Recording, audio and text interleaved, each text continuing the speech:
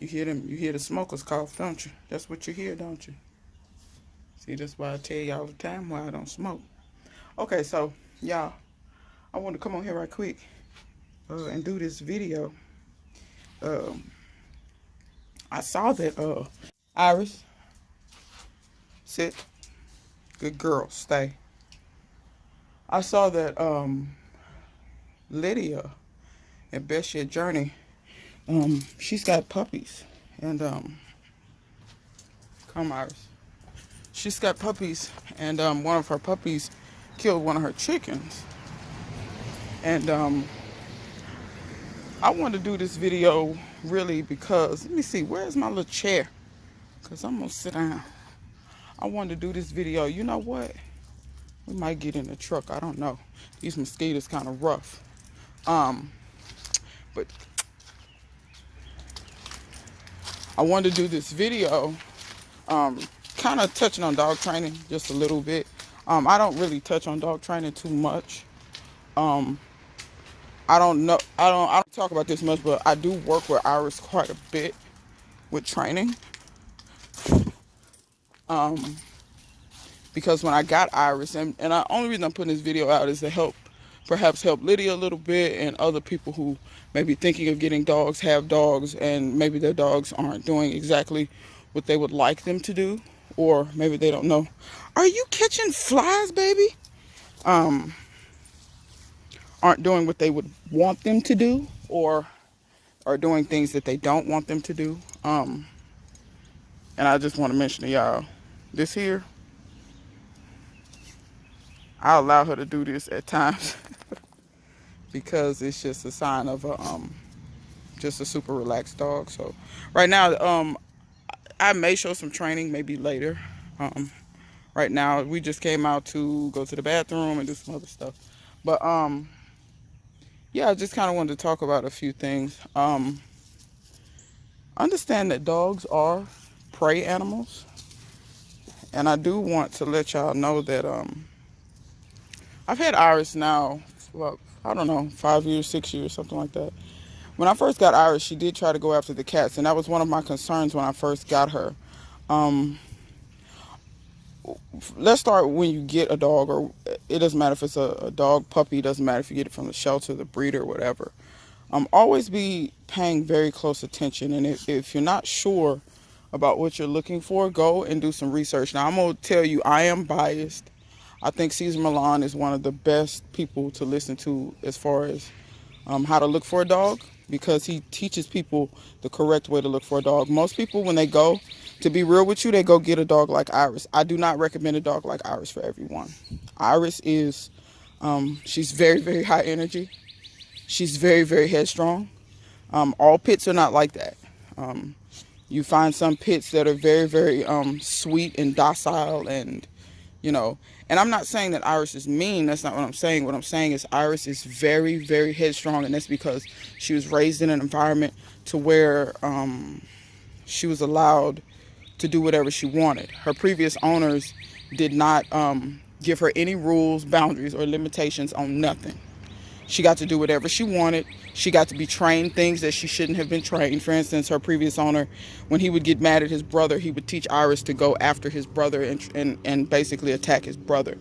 Thankfully, his brother never sustained any serious injuries, but those are the things that I'm talking about. Like, don't take on dogs like that if you cannot really control that. Or if you're not strong enough to control that. And I'm going to be honest, not everybody's personality is strong enough to control those things. Now, Iris is a lot better. Like I said, when I first got her, she tried to go after the cats. That's because she was allowed to go after whatever she wanted, whenever she wanted, however she wanted. If she felt she wanted to go after it, then she was allowed to do so. This what you see her doing right now, being very relaxed and just kind of just doing pit things, rolling, or dog things rather, because other dogs, they roll. But she wouldn't do that. She was forever on lookout for something. She was forever very alert. When you guys see her in my videos and she'll look off and she'll put her ears up, that's kind of what I'm talking about, but it's much more intense. So I guess what I'm saying is, when you first get your dog, first, before you get a dog, go look and watch videos. Like I said, I would say go watch, Caesar has some videos where he talks about um, getting his puppies or whatever. But I would say go and look at those videos. Um, and y'all, you know what? I'm gonna turn the camera around and let Iris. Iris is over there eating goldenrod. That's one of her favorite things to eat. I'm gonna stop this. I'm gonna turn the camera around. But go find videos about things like that. About how to go look for a puppy. To be honest, you think you'd want the most active puppy, you actually don't. Most people should not get the most active puppy. Only certain people should get the most active puppy, because that activeness and that energy, if you don't know how to direct it properly, your puppy, that happy-go-lucky energy that you see as a puppy can quickly turn into aggression, anxiousness, fear, and that's why I try to tell people, dogs, they experience all the same emotions we experience. It's just that they only know how to show those emotions in one way. For instance, if they're a fearful dog, sometimes people think a dog is biting someone because they're aggressive, or they're growling because they're aggressive. Or, for instance, in the instance of Iris, it's not that she's aggressive. Her previous owner was a very high-strung person, so he caused Iris to be very insecure. So when she's not secure in her surroundings, or whoever she's around, if she's not secure with that energy, what have you, it shows as aggression. So yes, there have been times where she'll growl or show her teeth. Um, she's bitten one person when it wasn't a bad bite. She just kind of nicked them a little bit, which that's what kind of, I know it sounds crazy, but that's what kind of let me know that Iris was not a super vicious dog. Iris is strong enough. She has enough musculature. She's always had that kind of musculature. Even when I got her and her ribs were showing, she still had muscle. That just goes to show you, she was bred kind of good. She's not the best breeding because she has skin issues and things like that. That's another thing. Don't buy dogs from breeders who don't care anything about the breed. Whoever bred Iris, they didn't care anything for the breed. They were just breeding for looks. She's very pretty, but she has issues that other dogs perhaps wouldn't have. Like I said, skin issues, allergy issues, things like that cost me more money, but it is what it is. I'd rather have her than someone else who doesn't have the money to handle that. But yeah, go look at videos and look at dog behaviors and look at things that they do, because dogs will show anxiety as aggression. They will show it as sometimes, and sometimes they won't. It depends on the dog. Some dogs will cower. Other dogs will be like, I'm scared, but I'm going to get you off of me. So my way of getting you off of me is I'm finna bite you. Or at least I'm going to growl and get you to back up. Iris had learned that if she growled and did those things, that people would generally back away from her. They learn very quickly what to do to get you up off of them. I mean, so when they say dogs are smart, that's what they're referring to.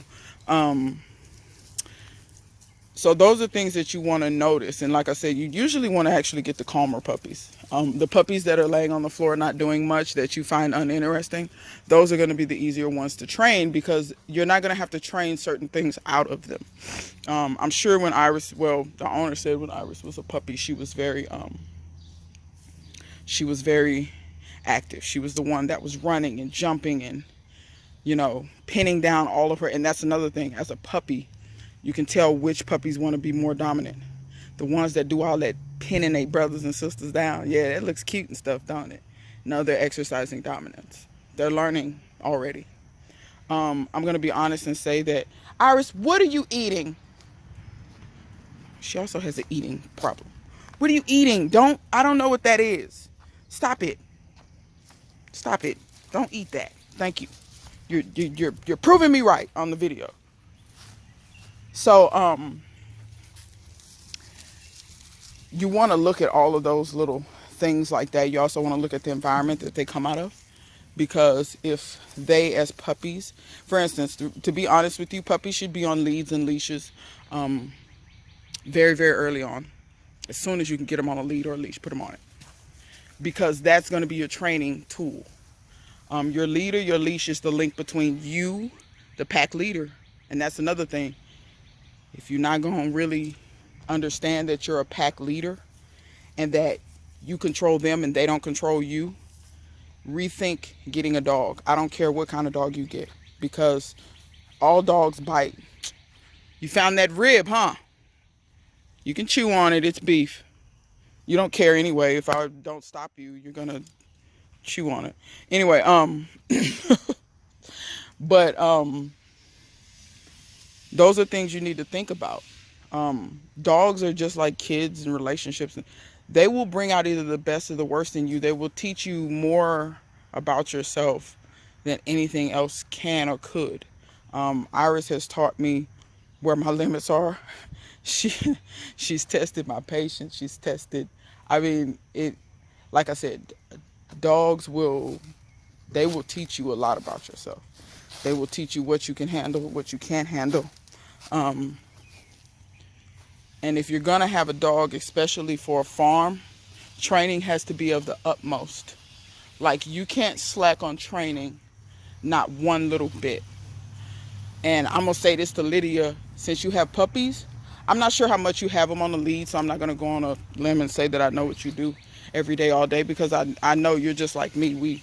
We film 10 minutes of our lives, and we do a million things all day long. Y'all excuse me while I take this knot out. But I would like to see your puppies on a leash more. I get that you're training them by talking to them, and I'm not saying that that's a bad thing. It's not. But they're still pretty young, and since you had them do that, they need to be on a lead more. I used to be that way too. I used to want my dogs to be as free as possible, but they get that freedom when they earn it. It's just like kids. I feel that people let their human kids do too much. They haven't earned anything, and you went and bought them a car. They haven't earned anything, and they get to have say-so in your home over certain things that they shouldn't even have say-so over. You see what I'm saying? So let them earn that freedom. If they want to walk around free and be with the chickens, they have to prove that they're going to protect the chickens, which is what a German Shepherd is to do.